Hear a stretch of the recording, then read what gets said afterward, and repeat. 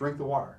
And just because you had a hard workout, you didn't drink anything all day, you go home and drink a gallon of water, and that doesn't mean you're going to be hydrated, because your body can't process all that. Your body's going to excrete it. I mean, it's going to come out, which is it's the way your body works. So that's why you're saying you have to get your body built up hydration wise. Let's say football or volleyball or cross country starts August the 3rd. When you always want to be hydrated, but when should the kids start planning and preparing to start hydrating themselves for competition?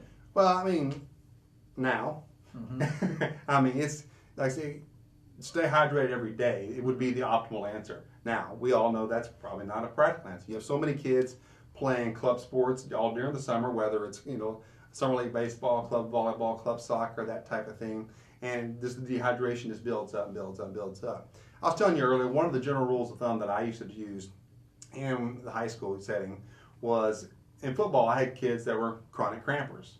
They were just, you knew those kids were going to cramp. They knew they were going to cramp.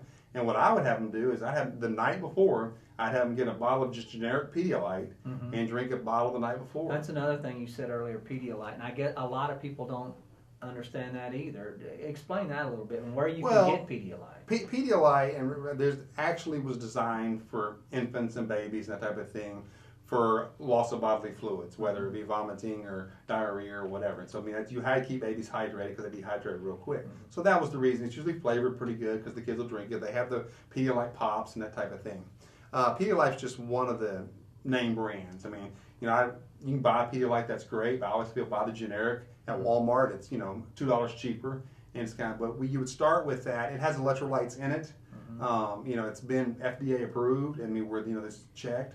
But I would make the kids drink a large bottle of that the night before, and then during the school day, they'd carry around one, drinking one during the school day, and take another one for halftime to drink at halftime.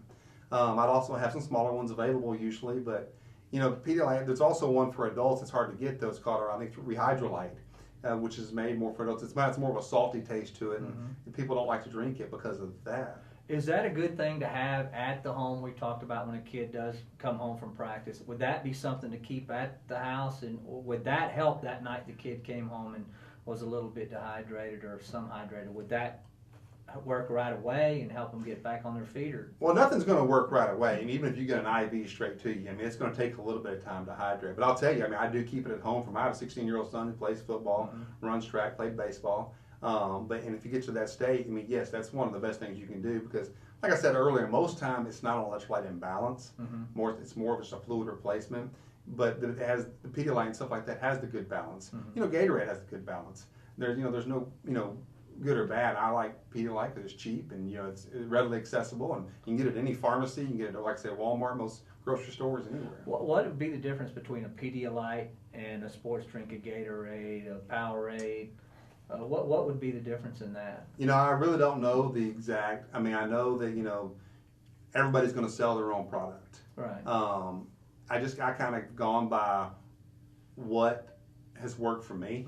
I don't know the specifics of the contents of each deal.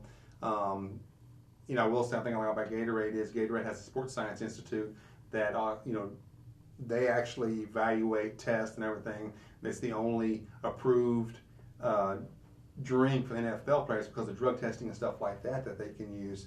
I'm not trying to push Gatorade any way, shape, or form, or Pedialyte, or anything like that. We're helping the kids. Yeah, it's all about again, water is your best thing. Right. It doesn't matter if it's fountain water. It doesn't matter if it's, Now, we don't want to get into the coaches or the trainers' business, but during the course of practice, I know there's no perfect time for a water break, but talk a little bit about that, how you hydrate during practice, if it's a Little League coach or something like that, not just Little League, but the high school kids too. Talk a little bit about that. Well, we're sitting here in Houston, Texas. Right. It's hot. Right. There's no question.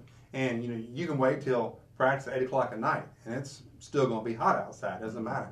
I'll tell you what I used to do, man. We had water readily available at all times. We actually did not take water breaks. Yeah, a lot of people have gone to that. There's no water break. If you want water, you get water. But what you're finding is, you got 5-10 minutes to get your water break and get in there. Well, now you're asking 100, 200, 300 kids to get maybe 2 or 3 ounces of water. Well, and you got, you sitting over here that was sitting over here on the sidelines doing nothing. You're getting your share. You're getting your plenty share. Now, the guy that's out there, really just pushed himself that needs more water, is not getting the fluids he needs. So everybody's different. You know when you need water. I know when I need water. It's if you have it readily available where they can just go and get them a drink.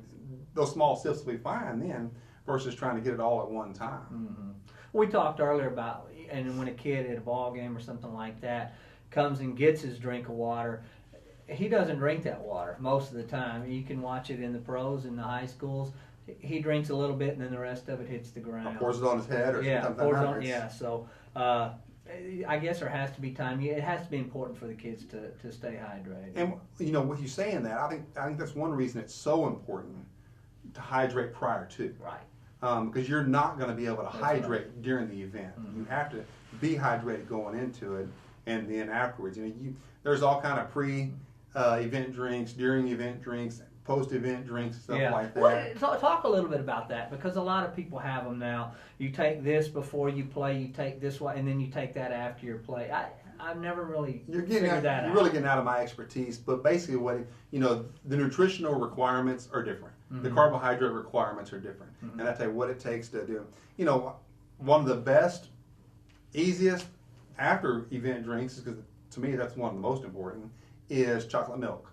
You said that. That's the first time I've ever heard that. Yeah, it's full information. You can research and all that kind of stuff, but one of the best, cheapest things is just regular plain Jane chocolate milk.